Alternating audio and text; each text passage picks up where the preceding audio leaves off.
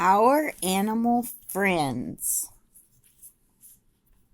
Our Animal Friends, a real live animal book. Fishing Friends. I told you we'd catch fish, Mike told his dog, Rusty.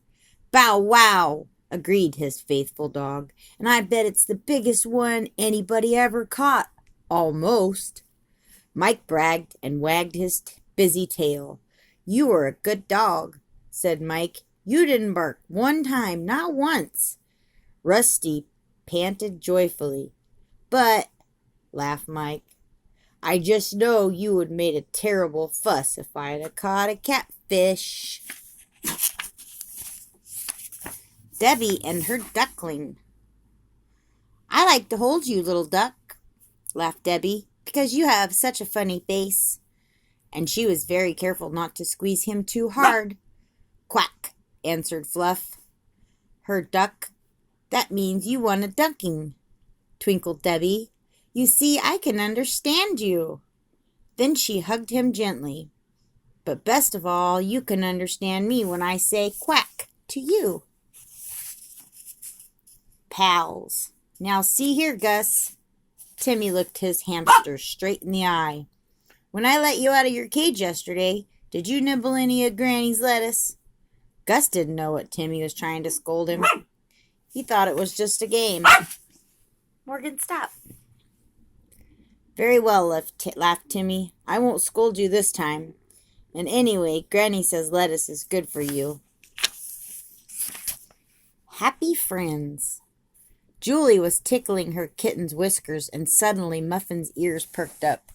Do you see something? Asked Julie. Muffin made funny sounds deep down in her kitten throat.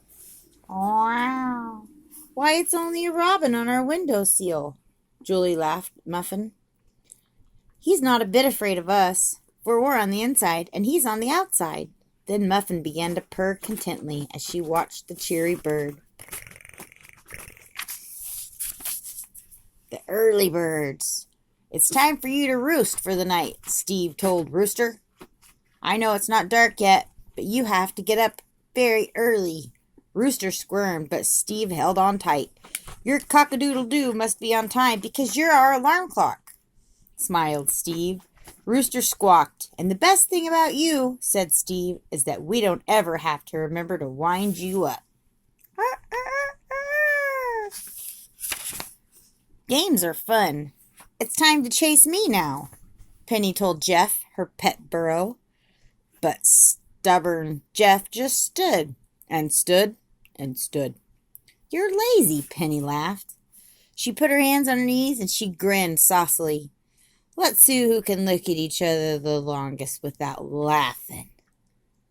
Hee-haw, brayed Jeff loudly. Penny clapped her hands and shouted in glee, Hooray, I won! Hide and seek. We can hide here in the meadow, Joey told his calf Nosy. Rags, the watchdog, will never find us and chase you back to the barn. Nosy didn't care where him and Joe hid, as long as they hid together. Rags is afraid you might get lost, Joe explained, as he snuggled close to Nosy. Maw, bawled the calf happily. But Rags didn't need worry, laughed Joe, because I know the way home. Supper time.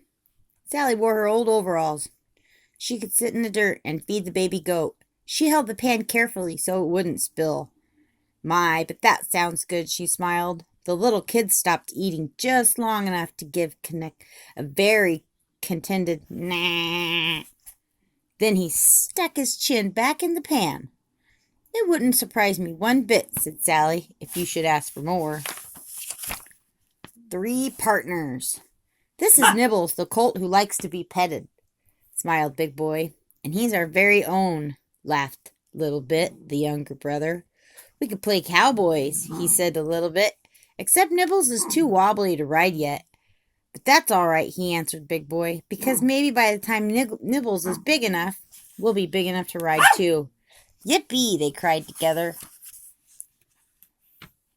Little Pink Pig. Look at your muddy brothers playing in the puddles. Peggy spoke cheerfully to her pig.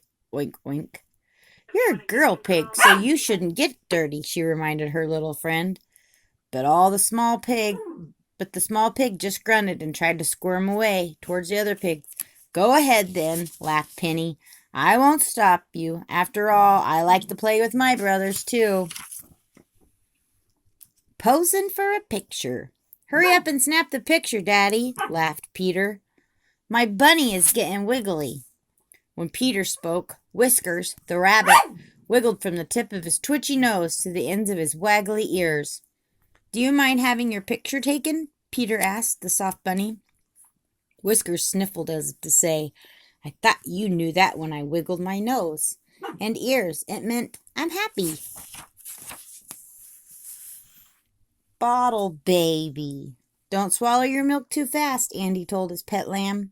But Wag the lamb was too busy sucking to even bleat. Bah! Andy was very proud because Wag could be fed from a bottle. He had taught him this trick all by himself. It's all gone, laughed Andy as he tried to pull the bottle away. Hey, he cried, you're not supposed to eat the nipple. Woodland friends. Christopher stood as still as a mouse while he fed the speckled fawn. Don't be afraid of me, he whispered softly. The fawn's trusting brown eyes seemed to say, I already know that you're my friend. This was the first time that Christopher had visited the deer park. I'm glad we got acquainted, smiled Christopher. I'll come often, but don't try to follow me home, 'cause you might get lost. Playmates. Nice chickies, smiled baby brother. See the shiny red straw? Beep, beep, beep, chirped the chick on the handle. He thought it was a worm. The end. I hope you like the book. I love you guys. Our animal friends.